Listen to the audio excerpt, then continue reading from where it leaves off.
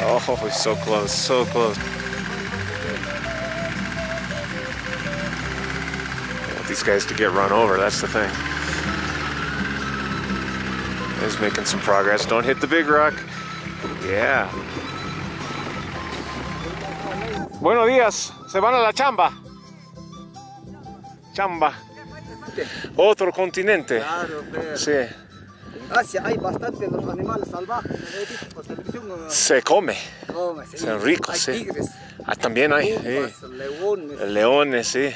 más que leopardos, esas vainas. Ah, eso sí hay.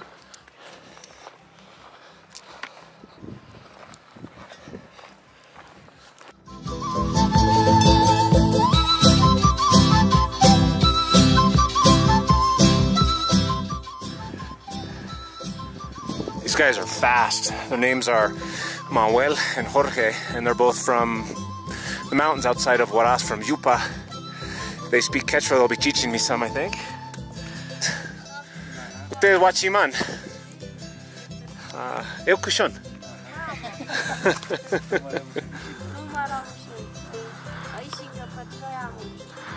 Aí cinco, aí kushon y cinco te.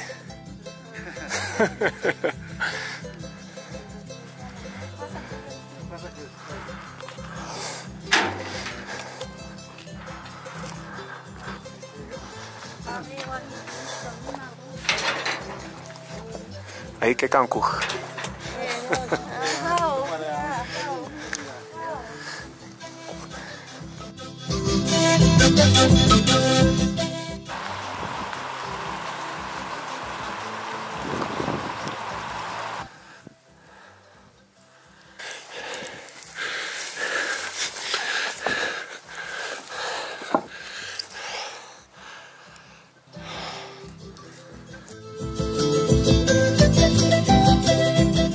Allá, más arriba.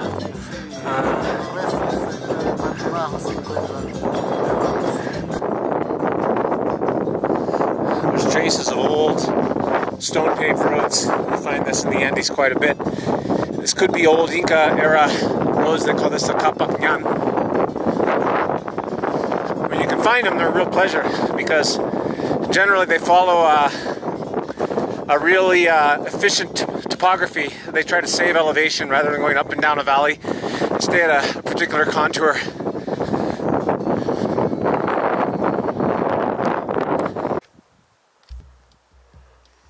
So this is day one, and we're about almost 20 kilometers in, 18, 19 kilometers in, and already at 4,300 meters. And that's the difference between a trek in Peru and a trek in Nepal. Trek in Peru, you can get right up to 3,500, 4,000 meters and start your trek and just go. Nepal, you're not going to do that unless you fly someplace, and there aren't even any airstrips that are that high. So this is kind of brutal for a first day, especially since I've only been at altitude for, well, this is my third day.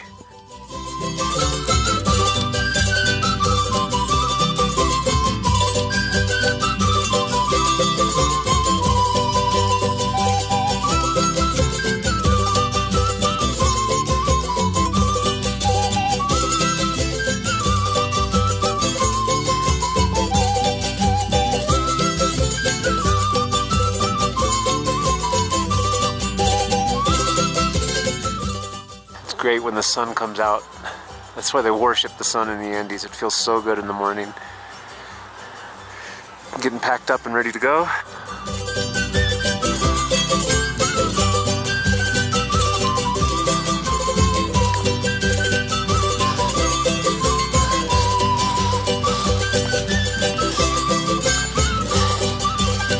We just passed through 5,000 meters. There's a condor. Well, that was cool to see a condor. You know, over 5,000 meters, breathing heavy, see the bird, struggle to get my lens hood on, struggle to get the thing into movie mode, struggle to get the thing focused. It's amazing how hard everything is at this altitude. especially if you're in a panic because you know the thing's going to fly away any second. Let's see if it comes closer.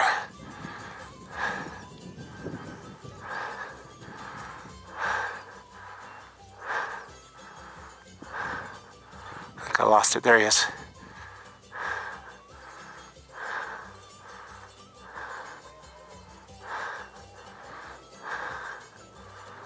Oh, he's getting close.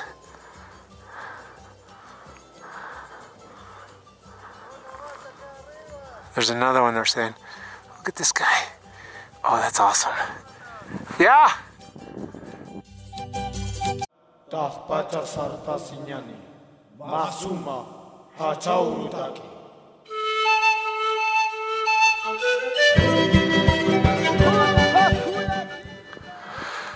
Made it to the pass. It's 5,400 meters, approximately 16,000 feet, and that's pretty much maxing out for me as far as what I can do on my second day of a trek.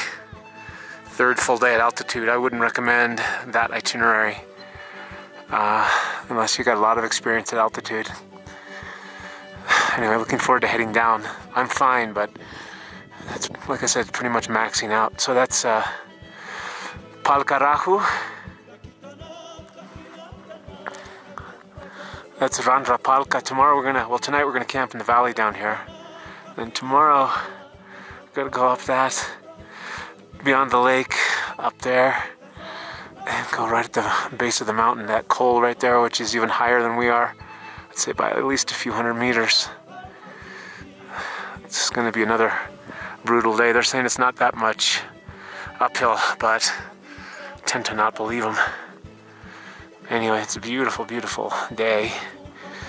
So that's the Cordillera Blanca that we came up. And that is one sun that we saw from the other side on the acclimatization day.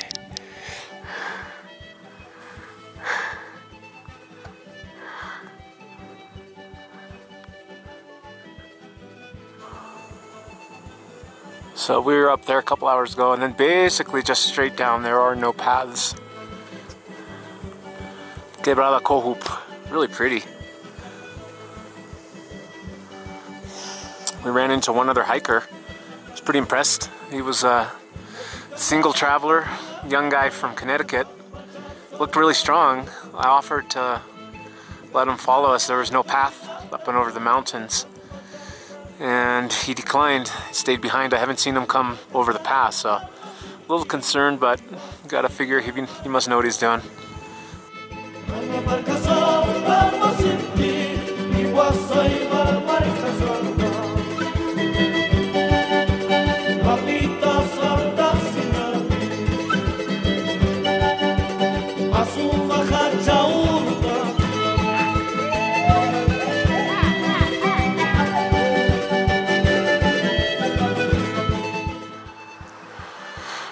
No trail, which means straight up this mountain. We've got probably about 1,000 meters of climbing to do. I'm feeling pretty good, so hopefully we'll be able to make it up and over the pass today. Got a little bit of a head start on the guys. They're down there. Okay, we've got fox sign, fox footprint right next to deer footprint, and saw a few other fox footprints. Also saw some fox scat a little bit lower down. The Andean foxes are bigger than our North American foxes. They're like the size of a coyote, but more streamlined and real vicious looking. Maybe we'll see one. Amazing view. There's some caca de zorro, fox scat. About the same size as coyote. You can tell it's a carnivore. Get down in there. You can see hairs and bones. Looks like it's been eating some rodents.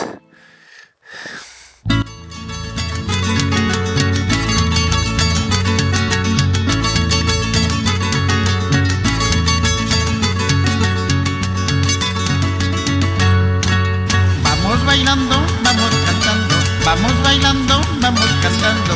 El rico guayno, Canchis, canchis, bailan el guayno, canchis. rico guayno. Canchis, canchis. Bailan el guayno. Canchis,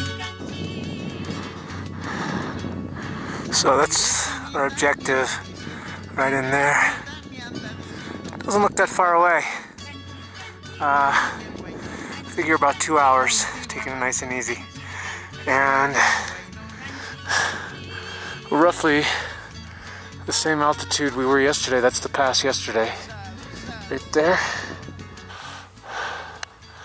Some sort of tern. We must be near its nest. It's freaking out.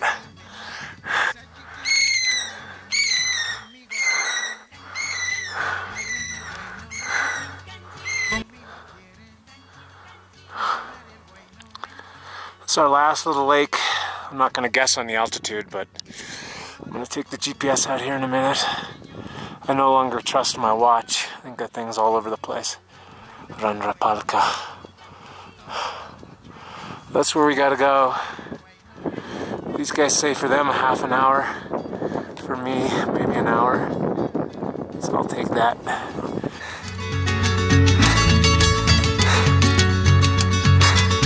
I made it. Mi abuelita con mi Felicitaciones, abuelito. hombre, Mi bien hecho. abuelita con mi Gracias por abuelito. toda la De vez ayuda. en cuando canchis, canchis. bailan el Yo guayno. bien, yo bien. De vez en Gracias. cuando Canchis, canchis. bailan el guayno. Canchis, canchis. Ustedes son un par de burros para subir. Esa chiquilla no tiene novio. Esa chiquilla no tiene novio. Pero ya sabe Canchis, canchis. bailar el guayno. Canchis, Look it up, the canchis. GPS. Pero ya sabe Canchis, canchis. bailar el guayno. Canchis, We're canchis. gonna have to figure out where the fuck we need to go now. Just have to walk along this glacier a little bit.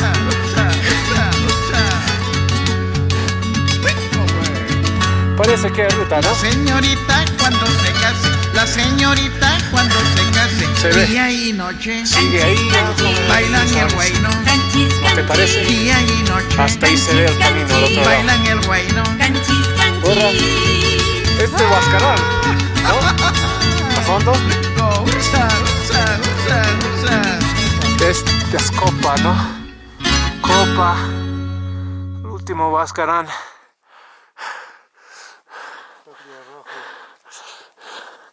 Oh yeah, Tokyo.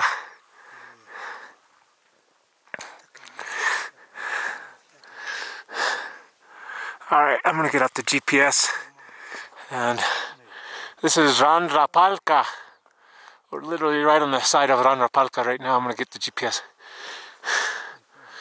This pass wasn't as hard as I thought it was gonna be. We just took it nice and easy, little by little. It's probably because I'm a lot better acclimatized than I was yesterday. That's the pass from yesterday. Quite a bit lower. Let's get out the GPS.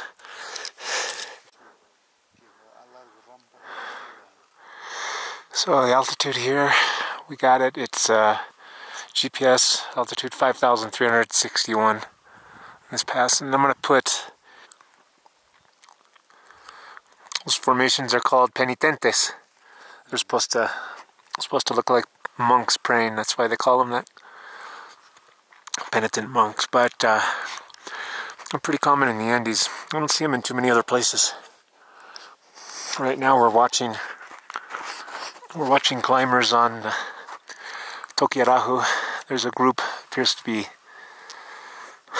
descending. I don't know if you can see them on here, but over there, that little pointy one in the foreground, that's Huaraz.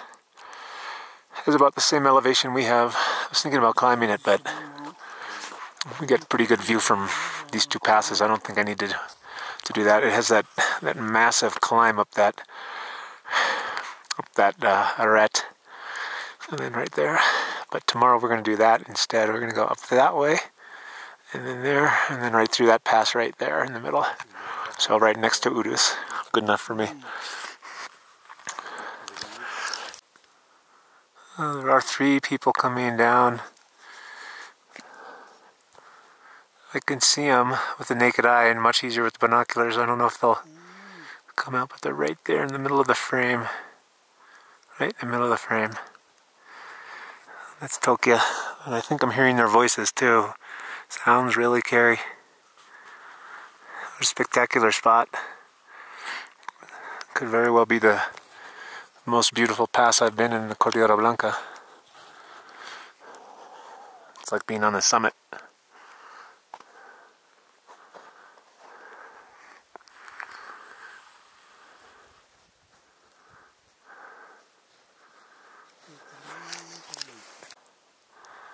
And there's Randrapalka, it's talking to us. It's spitting rocks off left and right. It's telling us don't get any closer, and we won't.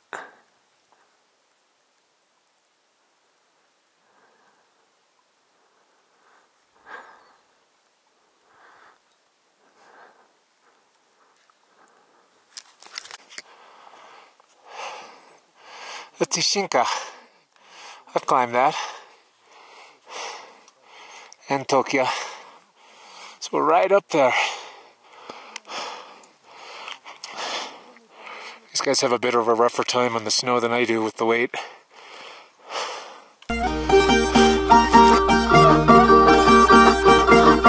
Anchamonakus kayawaukipanay. Yachtakunapipas. Ayllukunapipas. Uyarinokmi. Kay sumas miskitakichatan. Llapan uyarinaykichispaq takiamusaqku. Sumaq ñawpaqman. Looks like a little nothing crevasse.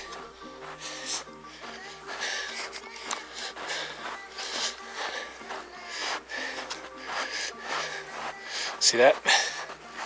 That's a crevasse. It goes up that way.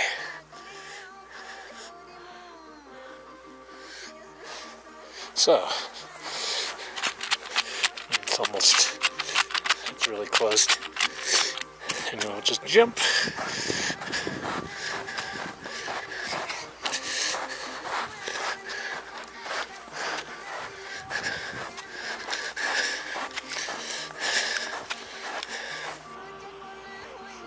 So this is the normal route up Randra, or one of them. They climb up that ice wall. It's mixed. They say that it's clean, and then come down the other side where we were. So there we are. You can see the access to, well, that's Ishinka. And they'll climb right up there. You can see that path. And they'll get onto the glacier. And you can see the route there. Head up Ishinka.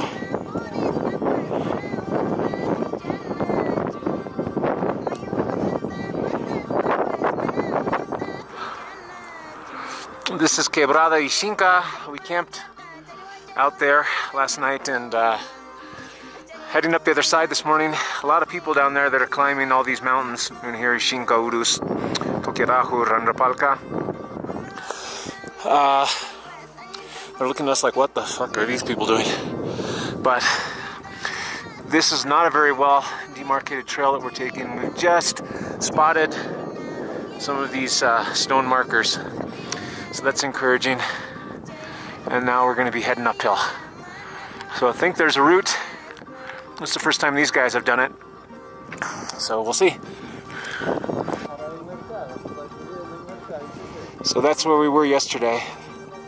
We're almost at the pass now, the other pass. It's snowing, so I'm glad that we're on this lower pass today. We just got through cell signals to Huaraz, like really briefly.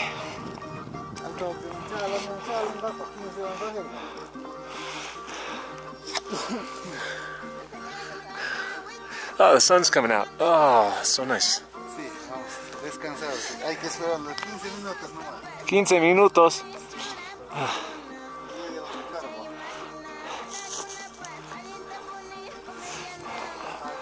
This pass wasn't as hard as we thought. The trail appeared and the pass is just right up there. So we're in good shape.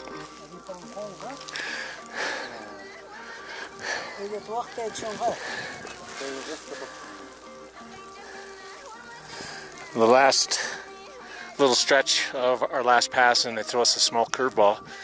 We got a bit of a rock scramble here. But Manuel went and scouted it out just a little bit. Says it's not that bad further up. It's snowing.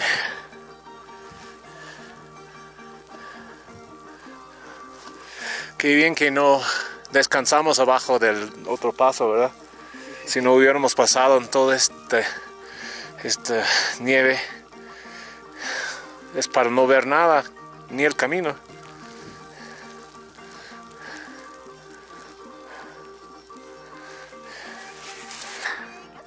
Just getting through the scrambling part. You can see there's some other routes up here. The route we took wasn't so bad. A little tricky with a backpack on, but definitely no big deal. If you're scared of heights, on the other hand, there's a little bit of a fall. You might consider bringing a rope, but it's not that big a deal. 5,060 meters, and yeah, that was the easiest. Hang on, there's our GPS location. But this was, of the 3 passes, well, this was the shortest. Took us 2.5 hours to get up here, and it's the lowest. The only tricky part was we didn't see the trail leading from the camp, so we had a little bit of trial and error trying to get on the trail. Once we were on it, it was well marked. And now we're gonna head down to Quebrada al Quilpo. It's snowing a little bit, but it's not that cold. I really can't see anything. ¿Dónde va Manuel?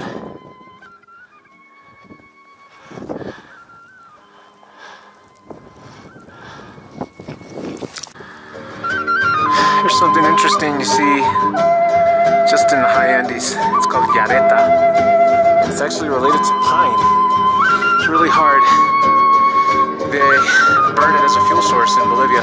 In fact, a lot of the roads in parts of the Altiplano were put in to harvest this because it's the only fuel source they have in parts of Bolivia. Here in Peru, not as commonly harvested, but in Bolivia and other parts of Peru, they get big, a couple of meters across, and they basically just get a pickaxe and hack them out, and then they have to let them dry for a long time. Some say a year, I'm not sure if it's that long, but when they take them apart, it smells like pine. It smells like pine sap.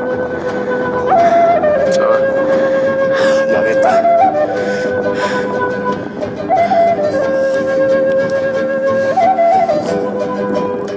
Got cell service up here. We were able to get a phone call into Huaraz, let them know to pick us up tomorrow. Only Movistar. Claro doesn't reach. And only on these guys' phones, which aren't 4G, so I'm not sure if 4G reaches up here at all.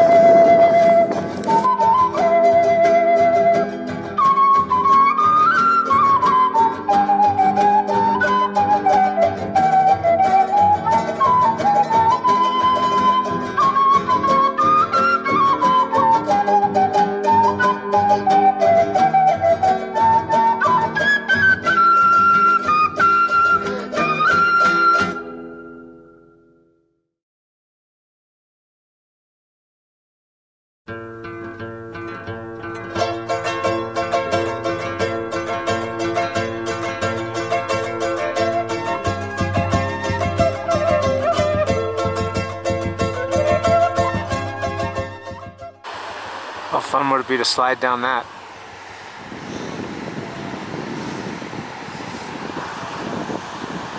That might hurt right there. Boom!